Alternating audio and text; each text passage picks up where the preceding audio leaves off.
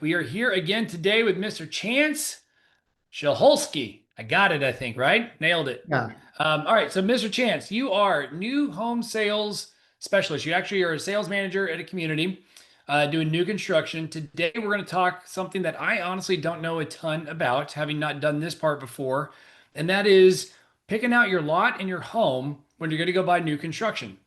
And so today, when we covered this, if you don't mind, if you would paint it in the picture of kind of what's maybe in some parts, I know because everyone, you and me both, right? We have things that we do, our companies do, but educate me on kind of what's normal, what's not normal. If it's not normal, is that something you guys, you advocate, you don't advocate? What would you change? So let's just talk big picture. So let's start with Joe Homebuyer comes into the house, comes in to see you.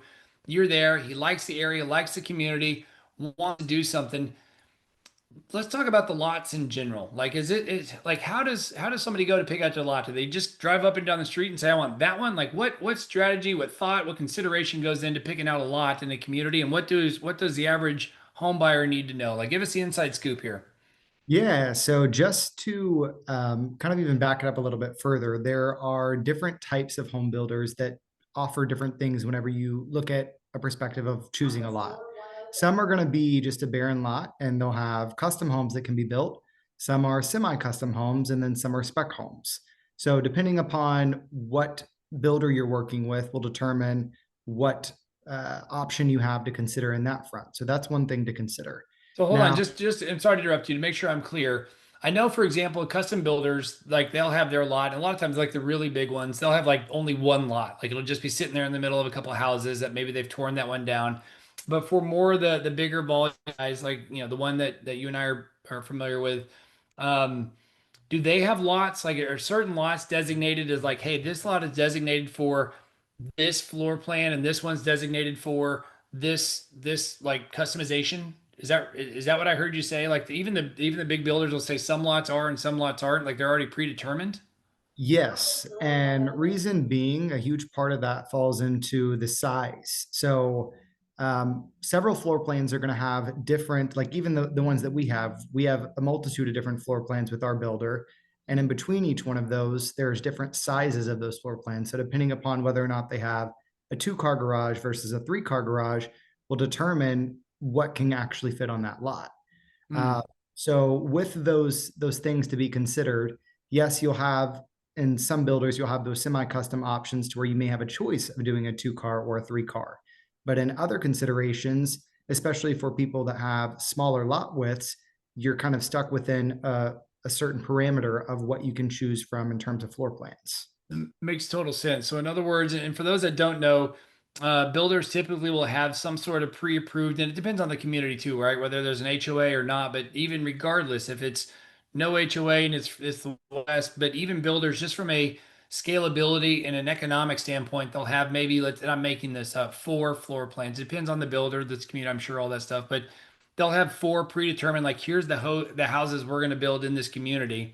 And again, little variations, right? Different elevation. Elevation for those that don't know is the outside of the house, what it looks like. So they'll have different things, so it doesn't just look like everyone's the same. But that's what you're saying. In other words, if this lot is the smallest lot available, then obviously, and if they want the biggest house, that's probably not going to fit on. And that's your example, right? And that's why the lots are kind of predetermined for here's your option. So the only way for somebody to know that is to come to somebody like you. Is that correct? Definitely, yeah. I mean, there's no way that you would be able to just say, "Oh, I want to build whatever on X lot," because there's considerations that have to be made. I know that you talked about it a little bit with the HOA, but even city permitting, sometimes those things will not actually go through because the city has certain requirements that you also have to meet a lot of the times in order to make sure that you're at the appropriate setback. And for those that don't know what setback is, it's that point from the edge of the street until where the actual brick and mortar starts of where you can pour that foundation and build that home. So there's several different restrictions and requirements that go into building a home before it's even constructed. And sometimes it can't always be met with what someone may have in their mind they want to do with that piece of land. And that not just the setbacks, but I know, for example, I've heard somebody, this was a custom job, but nonetheless, it's a good point to make. Like there was a sewer easement or something that went through the land, and therefore they couldn't build what they wanted to build because they thought they had plenty of room and they don't. So it's all those things that you as the builder will know about what can and can't go on each lot. Okay, so knowing that, like what do they do? And obviously, as the mortgage guy here, right, the mortgage mark team, we advocate getting the financing done up front. Let's say somebody didn't. They're driving by and they're just excited and they come to you. There's got to be how big of a price swing, and this is a loaded question. It's like saying how much is a house, right? There's no good answer. But what do you see as far as like that the lots? If you got all these lots out there, how much is price a consideration when you start going to look at a piece of dirt? Like, is that something that's a really big decision factor for a lot of folks, or is it more they find the lot and then try to figure it out? Like, how's that mindset work when somebody comes to look at a bunch of a bunch of dirt sitting in front of them? How do they know which one to pick out, and how important is it from a price standpoint in the beginning conversation?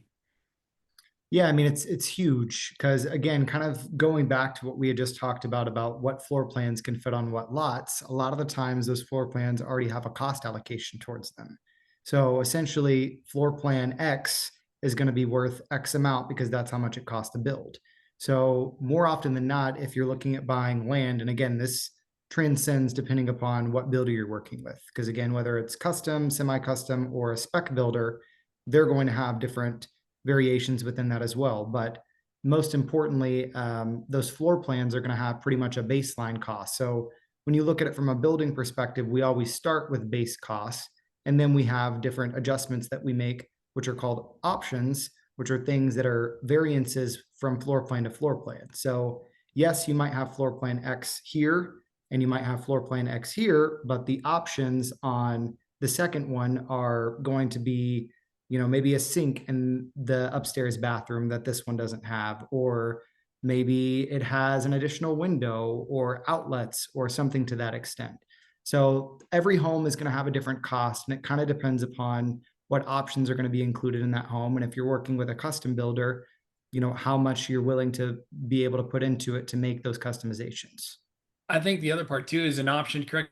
But don't some builders have it so that you can have an option of a two car versus three car? I think you mentioned it earlier. Like that's probably one of the biggest options that will impact whether your lot can allow that option, right? Because whether or not you Yes. get the fancy sink upstairs, the lot's a lot, but the reality is that that's also one thing to consider. So from a price standpoint, again, it's important because, like you said, and I didn't think of it this way.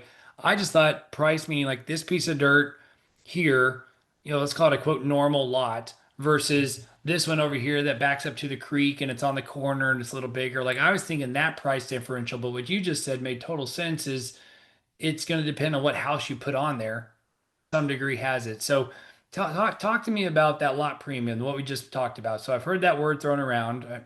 Vaguely, I know what it is, but I'd like to hear your take on it. Again, the normal lot, you're just normal, great looking lot, middle of the street, versus the one tucked away down the cul-de-sac, sitting next to that. I'm shocked when I see premiums. I'm like, why is that lot of premium? So give me an example of like the one I just painted is obvious. Give me the not so obvious premiums that exist when it comes to picking out a lot in terms of price. Yeah. So, I mean, for example, a lot of builders will have different lot sizes within their communities. So that in and of itself will call for a premium. So sometimes you'll have a builder that has a set of, say, 50-foot lots, and then you'll also have a set that's 60-foot lots. Now, this kind of all ties in together because, again, those floor plans sometimes are allocated towards each lot width. But even in that, you'll have lot premiums for a variety of different reasons, not only because of the extension of the width, but also because, like you said, sometimes they're going to back up to a green space, for example, or they may not have neighbors behind them, or sometimes it's a corner lot. So there's a variety of different reasons as to why a lot premium could take place. But ultimately, they're in there because all land, as we both know from everyone in real estate, they always talk about it, but all land is unique. So there's no two lots that are going to be exactly the same. So there has to be some sort of differentiation within that. And a lot of the times those lot premiums are in place with the thought and understanding that they're getting an additional value here versus just going to an interior lot to where you have one neighbor to your left, one neighbor to your right, one behind, and then two diagonal to you, and then probably some across. And some of that goes back to what we said earlier about the city and HOA. Like if the city doesn't want two exact homes next to each other. So if you are picking that lot and there's somebody to your left, to your right, behind, and in front of you, that's going to really limit what house you can put on there. So let's say there were four options initially that would fit on there. By the time all those are built, it may just be this is the only option. So this is actually a really good point. You were talking about this, or moments ago when you were talking, I was like, hey, that's I've never thought of this. Do you recommend your expert opinion? Do you recommend somebody picks out the house first before they even go look at the lot? Like in other words, I like this house and then go figure out what lot, or do you like saying, okay, let's go find the lot and then we figure out? And I'm sure it probably goes both ways, but what's your opinion? What do you think is the quote unquote right way to do it? I definitely think meeting the housing needs is first and foremost what you're going to want to consider. Because again, if you go into a community that you really like and they only have a set amount of lots left, and you really like these particular lots, and then you realize they can only build this 3 bedroom, 2 bathroom, but you need a 5 bedroom because you have 4 children, that's something to consider. And then everything kind of falls apart versus doing it backwards to where you find the house, you make sure that you can look at that perspective first and then find a lot. Sometimes it's a give and take, but ultimately, both things are a huge consideration. But definitely, I would say the house first. That makes total sense, right? Because you understand, like, and that's why we recommend getting pre-qualified first. Because again, understanding, again, I'm the mortgage guy, I get it, but truthfully, know what you can spend, know what you want to spend, make the unemotional decision of this is what I qualify myself for. Because just because I, the mortgage guy, can say, hey, you're qualified for X, doesn't mean you want to spend that. So if you can go into this with a level head before you ever see a house and get excited and say, this is what we want to spend, it then helps them meet with you, chance to say, okay, I like this house. It meets the first checkbox of the budget. Cool. And then you get to go to the lot that says, okay, the lot now meets the budget and the house. And it kind of works down. So that's interesting. I would have feel, I don't know. I would have guessed like the lot comes first for people to drive around the neighborhood before they even come in to see you. And they're like, I like that one on the corner. So and I'm sure that happens too, right? I do. I'm sure Yeah, they get that. All right, what secret sauce? So kind of hitting, kind of going through this. Most of the check boxes are done in my head as far as what, I think we got a good understanding, but there's got to be something. Like give me the insider scoop. What do you recommend? What do you suggest? What does somebody need to know when they're coming in and looking at different lots and things like that? Whether it's they're talking to Chance or they're talking to Builder X. What's one thing that you would give as a piece of advice or something they should know before they go in? I think a huge thing, and you kind of touched on it earlier, is to establish what your wants versus your needs are. So whenever you're walking in right off the street and you have no clue what's going on, it's a baseline, right? So making sure that you're getting pre-qualified ahead of time, which we've talked about time and time again, to understand what you can afford, but then also establishing what those must-haves are.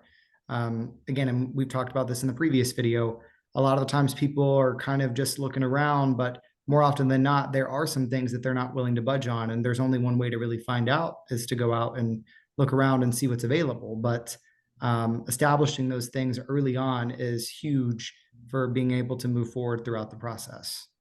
Yeah, I think that's so smart and so wise, right? Again, it goes back to the have the logic piece speak before you get the emotion involved. And it's not to say that the emotion won't ultimately trump it, but the have versus need. The have is like I must have this. That's the logic piece. The want kicks in. It's like, well, okay, I said I have to have this, but I don't mind spending a little more getting that. And that's where the emotion comes in. And I do think, again, everybody's needs are different, right? Some folks, I know it's very important to some folks. That it faces a certain way, or that it not face a certain way, or that it has these amenities or the backyard. Some people want the yard, some people don't want the yard, some people want the pool, some people don't want a pool. So I understand all that comes into play.